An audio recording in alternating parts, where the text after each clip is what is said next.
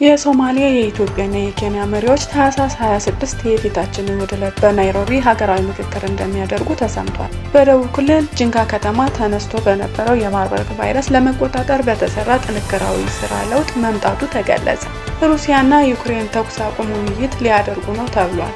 የሰዓቱ ዜናዎቻችን ናቸው። አብራችሁን ቆዩ። የሶማሊያ የኢትዮጵያና የኬንያ መሪዎች ታህሳስ 26 እሁድ ዕለት በናይሮቢ ለየሀገራቱ ወሳኝ በሆነ የፖለቲካና የደህንነት ጉዳዮች ላይ ለማተኮር በሚጠበቀው የሶስትዮሽ ስብሰባ ላይ ይፋዊ አጀንዳው ባይገለጽም ይገናኛሉ ተብሎ ይገመታል። ሶስቱ መሪዎች በየሀገራቸው በሚካሄደው የፕሬዝዳንታዊ ምርጫ እየተጋፈጡ መሆናቸው የስብሰባው አስፈላጊነት የበለጠ ያጎላል ተብሎ ይገመታል። እንደ መረጃ ምንጩ ገለጻ ውይይቶቹ በሶማሌ፣ በኢትዮጵያና በኬንያ ያለውን የምርጫ ሁኔታና እነዚህ ምርጫዎች በክልሉ አጠቃላይ መረጋጋት ላይ ሊኖራቸው ስለሚችለው ተጽዕኖ ላይ እንደሚያበረክትም ይገመታል። በክልል መንግስትና በሶማሌ ማዕከላዊ መንግስት መካከል ያለው ግንኙነት በጠረጴዛው ላይ ቁልፍ ርዕሰ ጉዳይ ይሆናል ተብሎ ይጠበቃል። በቅርቡ በናይሮቢ እንዲካሄድ የታቀደው ስብሰባ በሶማሌ ተቃዋሚዎች በግልጽ ባልተገለጸ ምክንያት ከተሰረዘ በኋላ ለታህሳስ 26 ይጀመራል ተብሎ ይታሰባል። በደቡብ ክልል ጂንካ ከተማ ተከስቶ በነበረው የማርበርግ ቫይረስ ለመቆጣጠር በተሰራ ጥንካሬያዊ ስራ ለውጥ መታየቱ ተገለጸ። በ45ኛ ቀን ዕለታዊ የክስተት አስተዳደር ስርዓት ግምገማ በቫይረሱ የተያዘ ሰው አለመኖሩን ገምግሟል። የማርበርግ ቫይረስ በሽታን ለመቆጣጠር እስካሁን በክስተት አስተዳደር ስርዓት የተመራው ተግባር ውጤታማ መሆኑን ቢሮ ኃላፊና የክስተት አስተዳደሩ ሰብሳቢ አስተዋወቁ።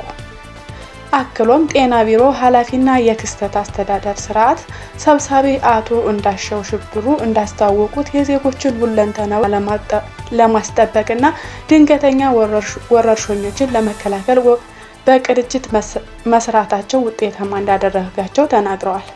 አክሎም የጤና ቢሮ ኃላፊና የክስተት አስተዳደር ስርዓት ሰብሳቢ አቶ እንዳሻው ሽብሩ እንዳስተዋወቁት የዜጎችን ሁለንተናዊ ጤና ለማስጠበቅና ድንገተኛ ወረርሽኞችን ለመከላከል በቅንጅት መሰራታቸው ውጤታማ እንዳደረጋቸው ተናግረዋል። የድንገተኛ አደጋዎች ማስተባበሪያ ማዕከል የዕለታዊ ሪፖርቱ እንዳሳየው የምርመራ አቅምን በመጨመር የመከላከል ስርዓቱን በጥብቅ ዲሲፕሊን በመምራትና በሽታውን በመቆጣጠር ሂደት በተሰራው በርካታ ተግባራት ለተከታታይ 12 ቀናት ምንም ታማሚ ያለመኖሩን አሳውቀዋል። በሽታ ቅኝትና ዳሰሳ ቡድኑ በተሰማራበት ሁኔታ ጠንካራ ክትትልና የመከላከል ስርዓት እያከናወኑ መሆኑን በውይይቱ አመላክተዋል። የክልሉ ጤና ቢሮ ኃላፊና የክስተት አስተዳደር ስርዓት ሰብሳቢ አቶ እንዳሻው ሽብሩ እንዳስተዋወቁት የማርበርግ ቫይረስ በሽታ ስርጭቱን ሙሉ በሙሉ በማህበረሰቡ ውስጥ ለማጥፋት የቅንጅት አሰሳ ስራ የበለጠ መጠናከር እንዳለበትም አሳስበዋል። ሩሲያና ዩክሬን ተኩስ አቁም ውይይት ሊያደርጉ ነው ተባለ። ፕሬዝዳንት ትራምፕ የዩክሬንን ፕሬዝዳንት ዘለንስኪን እሁድ ዕለት በማር-አላጎ ይቀበላሉ ተብሎ ይጠበቃል። የዩክሬን ባለስልጣናት እንደሚሉት በውይይቱ ላይ ጉልህ የሆነ እድገት መኖሩን የሚያሳይ ምልክት ነው ሲሉ ትንበያ ሰጥተዋል። ትራምፕ ቀደም ሲል ዘለንስኪን የሚያገኙት ስምምነቱ እንደተቃረበ ከተሰማቸው ብቻ እንደሆነ ተናግረው ነበር። ሆኖም ዘለንስኪ እሁድ ዕለት ከትራምፕ ጋር እንደሚገናኙ አረጋግጠዋል። ቅርቡ ከፕሬዝዳንት ትራምፕ ጋር በከፍተኛ ደረጃ ስብሰባ ለማድረግ መስማማታቸውን በመግለጽ ከአዲስ ዓመት በፊት ብዙ ነገር ሊወሰን ይችላል ሲሉ ዘለንስኪ አርብ ዕለት በኤክስ ላይ ከዋና ተደራዳሪው ሩስቴም ኡሜሮቭ በአጭር መግለጫ ከተቀበለ በኋላ ጽፏል።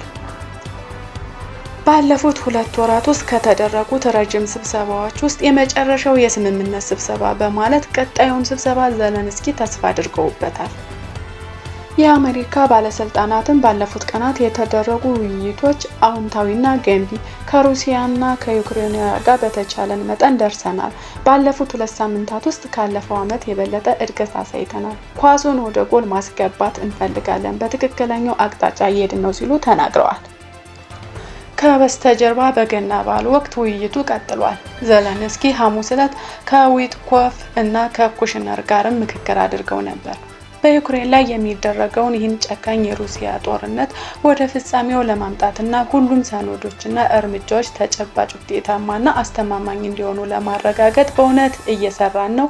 የዛሬው ግንዛቤዎችና የተወያየንባቸው ሀሳቦች ጠቃሚ እንደሚሆኑ ተስፋ አደርጋለሁ ሲሉ ዘለንስኪ ከጥሪው በኋላ መልካም ምኞታቸውን ገልጸዋል። አርብ ዕለት የፕሬዝዳንት ቭላዲሚር ፑቲን ከፍተኛ የውጭ ጉዳይ አማካሪ ከአሜሪካ አቻቸው ጋር ተነጋግረዋል። ጉዳዩን በአጭር ሲገለጽ የሁለቱም ሀገራት ባለስልጣናት እንደሚሉት የስምምነቱ አብዛኛዎቹ ክፍሎች በአሜሪካና በዩክሬን መካከል ስምምነት ላይ ደርሰዋል። ይህም ከኪየቭ ከአሜሪካና ከአውሮፓ የምታገኘውን የደህንነት ዋስትናዎች ያካትታል። አሜሪካና አውሮፓ ለዩክሬን የደህንነት ዋስትና ይሰጣሉ። ሩሲያ ዩክሬንን ከወረረች ወታደራዊ ምላሽ ይኖራልና ማዕቀቦች እንደገና ይመለሳሉ ሲል ዘለንስኪ በዚህ ሳምንት መጀመሪያ ላይ ከጋዜጠኞች ጋር ባደረጉት አጭር መግለጫ ተናግረዋል።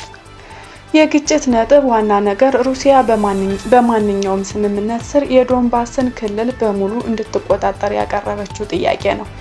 ዩክሬን ወታደሮችን ከጦር ኃይሎች እንዲያወጣ የምትጠይቅባቸው አካባቢዎች ከወታደራዊ ኃይል ነፃ የሆነ የኢኮኖሚ ቀጠና እንዲሆን ሀሳብ አቅርባል። እንደ ከፍተኛ የአሜሪካ ባለስልጣን ገለጻ ቀደም ሲል ስምምነቱ እስኪጠናቀቅ ድረስ የተኩስ አቁም ስምምነትን የተቃወሙት ሩሲያውያን እንዲህ አይነቱን የህዝብ ውሳኔ ለማካሄድ የተኩስ አቁም ስምምነት እንደሚያስፈልግ ተስማምተዋል።